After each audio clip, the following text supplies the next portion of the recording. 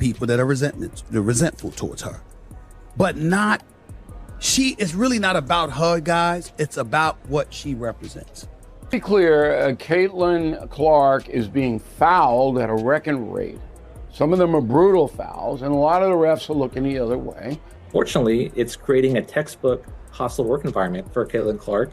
And under Title VII of the Civil Rights Act, the federal government does have an ability to... Caitlin Clark just dropped news that shook the entire WNBA, and it's not good. She is officially done for the season after enduring months of brutal fouls, zero protection, and non-stop disrespect. Yes, you heard that right. The league's biggest star is sidelined. Not because she's soft, not because she can't handle the game, but because the WNBA flat out failed her. But despite all that success that she's immediately had, the league has basically looked the other way as she's been targeted on a week. Caitlin Clark didn't just enter the WNBA. She exploded onto the scene. The moment she signed with the Indiana Fever, everything changed.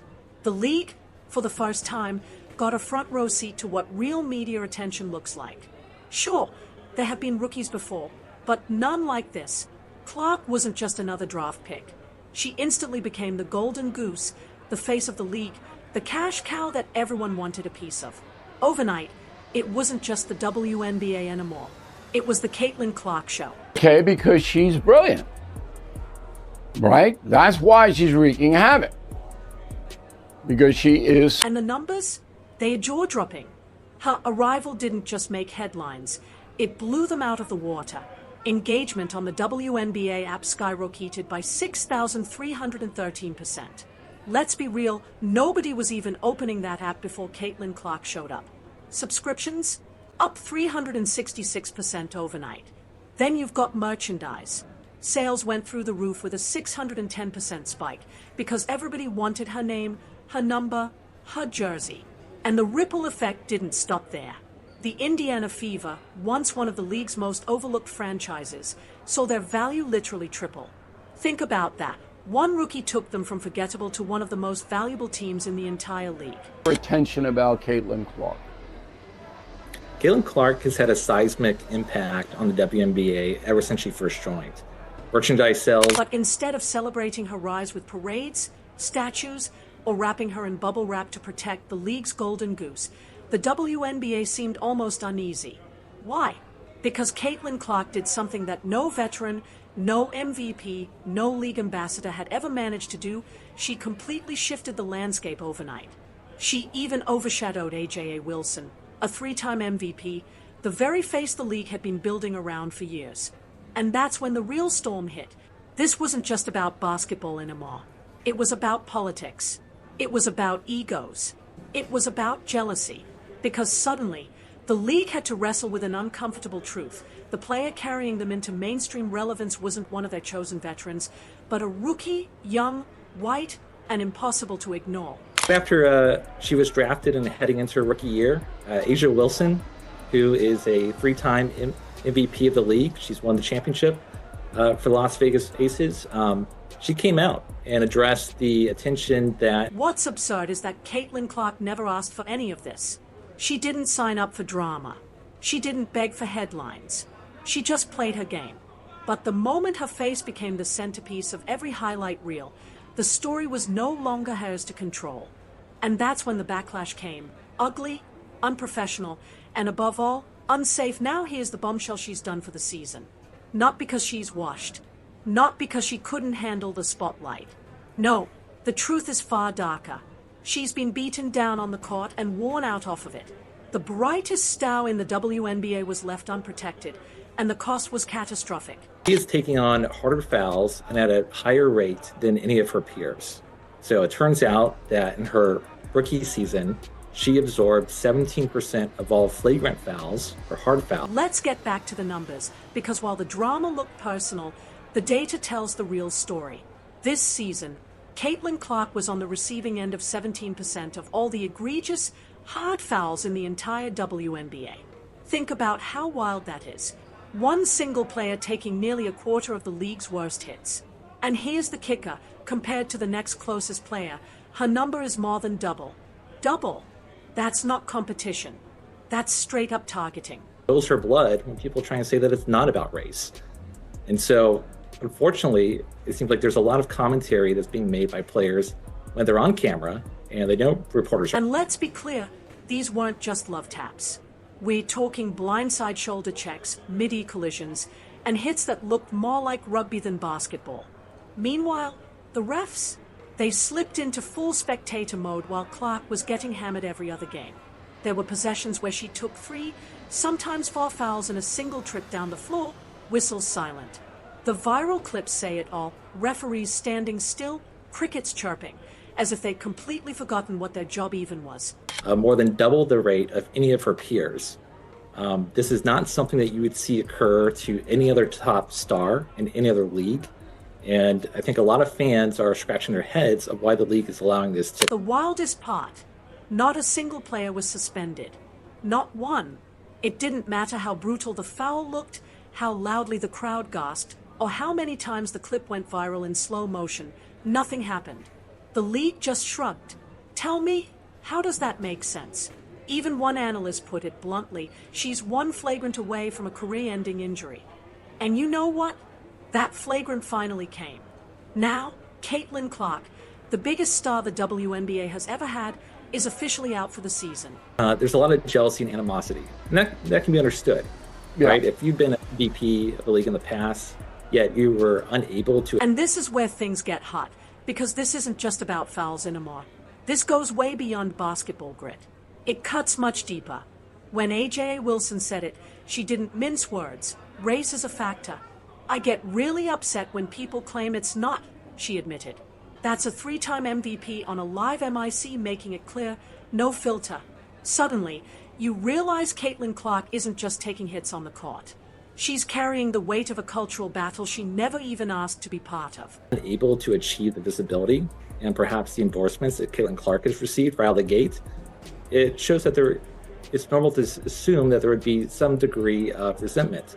However, the concern is that that resentment is then leading to targeting on the court. Black players with years of experience who've grinded for seasons without the national spotlight, the media love, or the big endorsements are naturally frustrated watching a white rookie step in and steal the stage. And look, that frustration makes sense. But when that resentment spills onto the court and turns into retaliation, that's where the issue takes on a whole different weight. Ms. Clark's civil rights are being violated as she is targeted on the court, the basketball court, and no one's protecting her. Is that what you're saying? The thing is, Clark never brought up race, never threw accusations, never asked to be a victim. But the second she was crowned the face of the league, resentment took hold, and the foul count followed. Suddenly, she was carrying the weight of decades of overlooked black talent. And while that conversation is real, no doubt important, it should never be settled with cheap shots and flying elbows. That can't be the answer. That is the weirdest thing in the world, but it is what it is, and I'm glad that Caitlin has a great head on her shoulders. Even Sophie Cunningham, her own teammate, had to admit the truth. There is no protection for the league's biggest star. That says it all. Not critics, not rivals, but her own teammate calling out the league. At that point, it's no longer just basketball. When you're being hit night after night and nobody steps in, it stops being a game. That's the kind of silence that invites a lawsuit. Basically done for the WNBA what Michael Jordan did. Legally, this isn't just bad optics. It's textbook hostile workplace. Under Title VII of the Civil Rights Act, you don't need someone shouting slurs for it to qualify. A clear pattern of racial bias, neglect, and unequal treatment is enough. And here's the kicker. If this ever makes it to court, the WNBA is going to have to answer one brutal question. How did their most valuable asset get battered game after game without so much as a warning whistle? The amount Caitlin Clark is being fouled compared to any of her peers in the league, or the treatment that she receives compared to any other top stars in any other leagues, there's no comparison. And now here we are, Caitlin Clark's season, done. The very reason half the country even knows the WNBA exists has been sidelined. She shattered every rookie marketing record, tried to just play basketball, and in return she got hammered on the court and iced out politically. Upset? Absolutely. Disappointed? Without question. But the real sting? She's probably sitting there wondering if joining this league was ever worth it. Protecting its transformative star, the league's leadership ignores the relentless targeting of Miss Clark, treating its greatest asset as if she were a PR head. Even the Wall Street Journal didn't mince words. They laid it out plain. A civil rights lawsuit against the WNBA isn't just possible, it's inevitable. This isn't whispers anymore. It's a legal time bomb, ticking louder with every no call and every ignored foul. And now, the league's leadership finds itself cornered. Whether they like it or not, the clock is running out. Ratcheted down. Let's be real, this is way past bad refereeing. What we're looking at is a clear pattern of behavior that screams discrimination. Think back to the landmark 1993 case, Harris versus Forklift Systems. That ruling made one thing crystal clear: a hostile workplace doesn't require a punch to the face. All it takes is persistent, demeaning treatment that makes someone dread showing up. Sound familiar? If she ever came along, there were a lot of outstanding basketball players who happened to be black female. The Department of Community Affairs. The other landmark case comes out of Texas, the Department of Community Affairs versus Tossenbury. The takeaway: when you can prove uneven treatment, the burden shifts squarely onto the employer. And Caitlin Clark's situation hands that proof over on a silver platter. She's been hit with twice as many flagrant fouls as any other player in the league. That's not speculation. That's not opinion. That's math. Cold, brutal math. Caitlin Clark's civil rights are actually being violated. Is her right to a peaceful workplace, a non-hostile work environment, are those rights being violated? And it gets worse. We're not just talking about speculation anymore. The unrest is on record. Public comments exist. Players openly pulled the race card. And yes, their words were caught on camera. Sophie Cunningham flat out said Clark isn't getting protection. AJA Wilson went live saying the whole situation makes her angry. This isn't subtle. This isn't harmless. This is evidence. And the cherry on top? A leaked internal memo suggesting referees were told to let them play, even if it meant Clark getting destroyed in the process. Excuse me, what? The WNBA's official strategy was to ignore their most valuable star while she was being hunted on the court. That's not oversight. That's negligence dressed up as policy. She's facing a hostile work environment. Unfortunately, it appears that it does impact a protected class, her race, as evidenced by quotes by players in the league. And there is a federal element here where the government can intervene, and we've already seen that. The Department of Justice is now circling. The Labor Department too. And yes, even Congress has entered the chat. This isn't just basketball anymore. This is federal. We're talking discrimination laws, workplace safety statutes, the full weight of Washington. When layups and fouls get mentioned in the same breath as subpoenas, you know something has gone very, very wrong. Commissioner Kathy Engelbert has already been hit with an official letter from Senator Jim Banks. Not a polite inquiry, a demand. That alone tells you the WNBA's PR team is in panic mode. Because once Capitol Hill starts combing through your rulebook, it's no longer a bad optics problem. It's a financial crisis, a political storm, and a legal time bomb ticking all at once. Race has really gotten to this level. Why do you think the referees don't protect her more? I think that's a great question. And I think the one key that, the 17% of flagrant fouls that she receives versus others, that's just based on calls that have actually been, that the referees. And yet, despite all this chaos, the media stayed strangely quiet.